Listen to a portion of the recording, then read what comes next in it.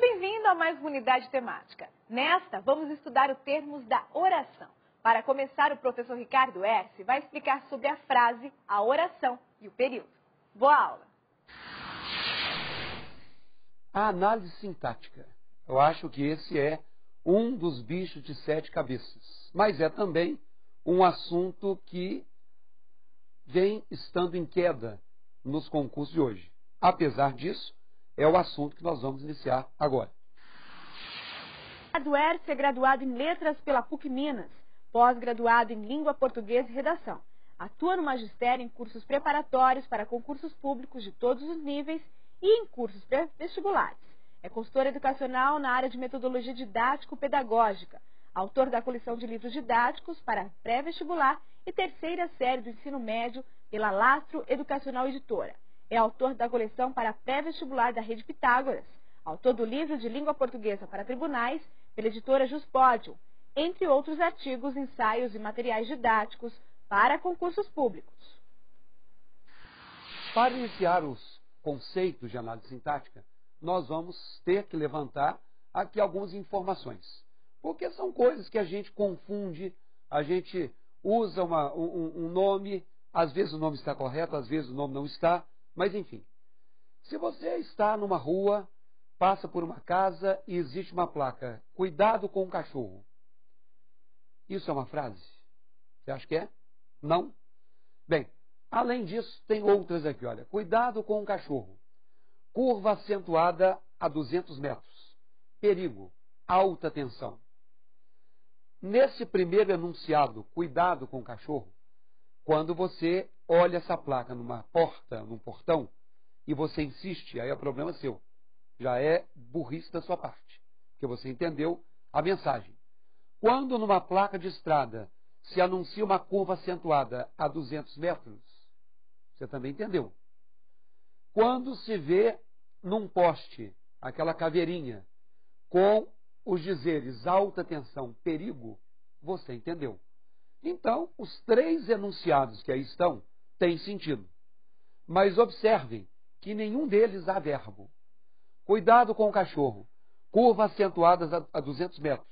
Perigo, alta tensão, não há verbo, mas há sentido. Isso é que se chama frase.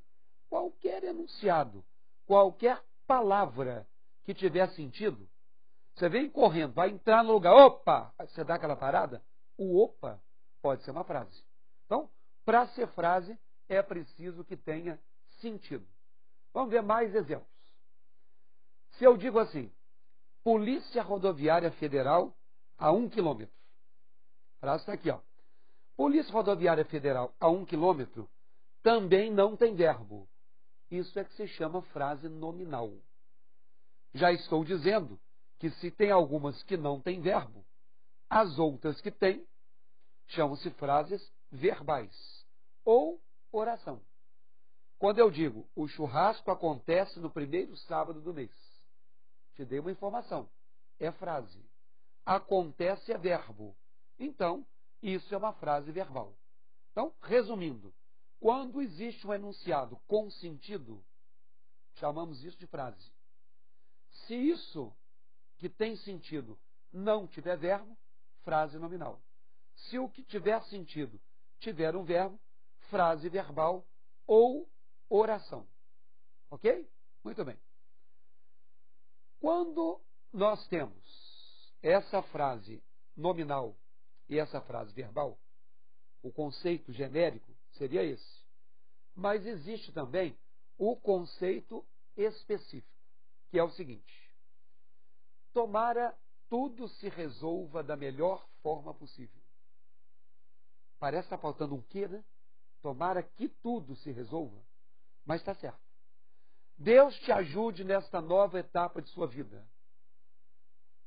Também, né, eu poderia dizer, eu espero que Deus te ajude. Observe que na primeira eu tenho o verbo resolver. Na segunda eu tenho o verbo ajudar. Então são frases verbais. A classificação dessas duas frases é a classificação de frase optativa. O que é uma frase optativa? É essa que exprime a sua opção, o seu desejo, a sua vontade. Então, quando eu falo tomada, tudo se resolva, ou Deus te ajude, eu não quero que você se ferre e nem que o diabo te carregue. Então, o meu desejo, a minha opção é essa. Frases optativas. Então, isso nós já comentamos quando falamos de colocação pronominal. Muito bem. Outro exemplo. O homem é mortal. É frase? Sim, porque tem sentido.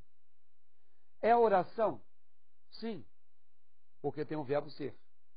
E é período simples por quê? Exatamente porque tem apenas um verbo.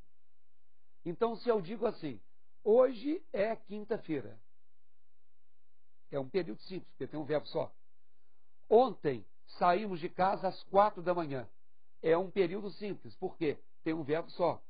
Eu estou tranquilo, é um período simples, porque tem um verbo só.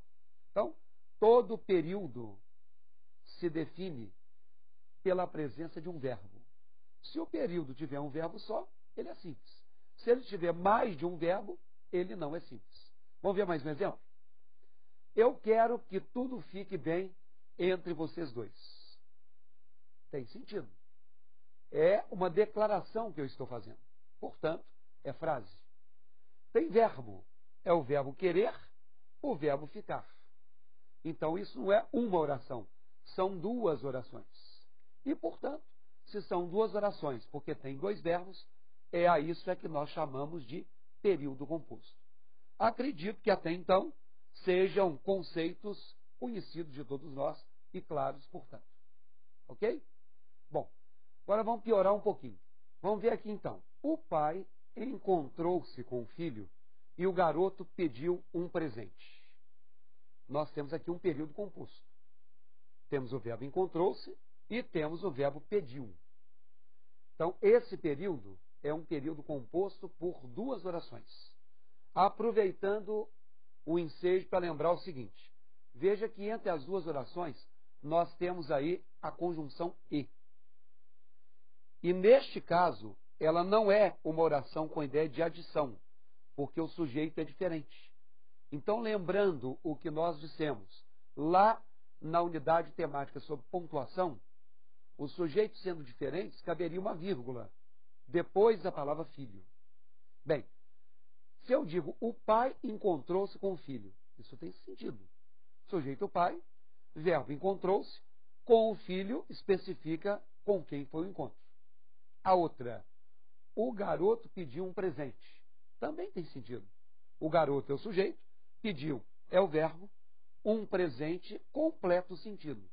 Logo, essas duas orações são independentes. Se eu quisesse tirar esse e colocar um ponto, isso já teria sentido. Quando isso acontecer, nós chamamos esse período de um período composto por coordenação. Outro exemplo. O dia amanheceu bem frio, mas a garota estava de short e camiseta. Bom, observem que a palavra que une as duas orações agora, e são duas, amanheceu é um verbo e estava é outro. A palavra que une as duas é a conjunção mas. Está vendo a vírgula antes dela? Lembra que quando falamos de pontuação, nós dissemos que antes do mas, porém, contudo, todavia, entretanto, no entanto, sempre existe vírgula? Aí, ó, está se configurando. Então, se eu quisesse ler isolado, o dia amanheceu bem frio. A garota estava de short e camiseta. As duas orações são independentes. Logo, nós temos aí também um período composto por coordenação. Então, o que é um período composto por coordenação? É aquele que tem orações independentes. Vamos a mais um exemplo. O professor apenas queria que os alunos entregassem os trabalhos. Queria é um verbo, entregassem é outro verbo. Dois verbos, duas orações. Olha só a primeira. O professor apenas queria. Sujeito, o professor. Verbo, queria. Mas queria o quê? O que completa o sentido do queria é a oração seguinte. Em vez de dizer, O professor queria o dinheiro? O professor queria as férias? Não. O professor queria que os alunos entregassem os trabalhos. Toda essa oração completa o sentido da primeira. Logo, a primeira e a segunda, uma depende da outra. Isso é o período composto por subordinação. Logo, período composto por subordinação é aquele que tem orações que são dependentes entre si. Uma delas precisa de algo que está na outra para completar. É por isso que eu coloquei ali um outro exemplo, que é assim: você só precisa saber. Oração 1. Esse se é a conjunção. Você só precisa saber o quê? Se o pagamento será depositado em breve. Você só precisa saber a matéria. Você só precisa saber o meu nome. Logo, se o que completa o saber é uma oração inteira, isto se chama período composto por subordinação. Outro exemplo. O homem conseguiu o trabalho e a empresa deu a ele uma incumbência para que retirasse o entulho da construção. Conseguiu é um verbo. Deu é outro verbo. Retirar-se é um terceiro. São 3 orações. Qual é a primeira? O homem conseguiu o trabalho. Tem sentido. Sujeito homem, verbo conseguiu, o trabalho é o complemento do verbo. Qual é a segunda oração? A empresa deu a ele uma incumbência. A empresa é o sujeito, deu é o verbo, uma incumbência é o objeto direto. A quem? A ele. Agora, olha a terceira. Retirar-se o entulho da construção. Não dá. Então, a terceira precisa das outras duas. Então, a terceira é subordinada. As duas primeiras são independentes? Tem sentido? São orações coordenadas. A terceira não é independente? Não tem sentido? É subordinada. Isso se chama período misto, ou período composto por coordenação e subordinação. Há orações dependentes e há orações independentes. Beleza? Vamos ver uma questão de prova para aplicarmos esse conteúdo. Assinale a afirmativa incorreta sobre o período. Sou pobre, como bem sabes, contudo, tenho a certeza de que se fosse rico, não seria mais feliz do que agora. A primeira oração é coordenada. Letra B. Trata-se de um período composto. Letra C. Existe uma oração com ideia de condição. E letra D. O período tem 5 orações. Então vamos lá. Primeiro verbo. Sou. Segundo verbo. Sabes. Terceiro verbo. Tenho. Quarto verbo. Fosse. Quinto verbo. Seria. Então, aparentemente, se temos 5 verbos, podemos pensar num período com 5 orações. Se é um período de 5 orações, trata-se de um período composto. Será que há uma oração com ideia de condição? Sou pobre, como bem sabes. Contudo, tenho a certeza de que se fosse rico, se fosse, não sou. Caso eu fosse, eu não seria mais feliz do que agora. Essa é a ideia de condição. E a primeira é a coordenada? Sou pobre. Eu acho que é. Eu sou pobre. Então está tudo certo? Pois eu coloquei essa questão por uma questão de malícia. Porque, embora aparentemente tudo esteja certo, nós não temos 5 orações. Nós não contamos 5 verbos?